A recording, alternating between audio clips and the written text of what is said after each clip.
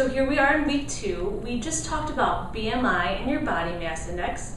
The next thing to help calculate the right amount of calories for your body is figuring out what your basal metabolic rate is, the BMR.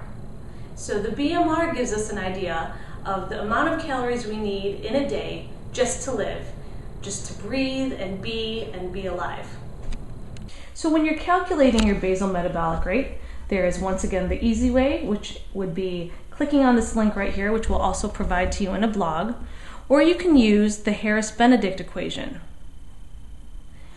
and do it by hand. Good luck with that. So you're going to want to pull out your handy dandy calculator and look at this equation.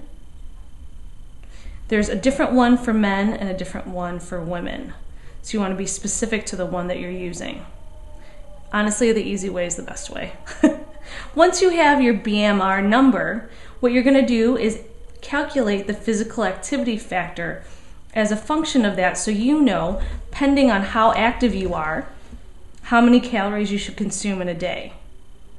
So obviously the more sedentary you are, the lower your physical activity factor is going to be to that BMR. So that's 1.2 for someone who's sedentary, 1.375 for someone who does light activity and a little bit of exercise. Someone who is moderately active has a physical activity factor of 1.55. And then if you exercise 6 to 7 days a week and are very active, you can calculate a 1.725 physical activity factor. And lastly, if you are, professional sports player or athlete or in heavy training, you get to calculate a 1.9 physical activity factor as a multiplier to your BMR. This final number, after you do all these wonderful calculations, will let you know how many calories you should consume in a day.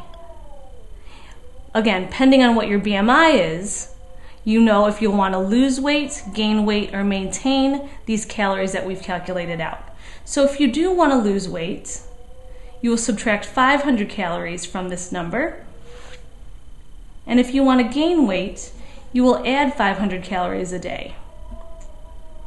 I know it's a lot of different calculations, but again, if you click on the links that we're going to have on the blog, it takes you step by step and makes it quite easy.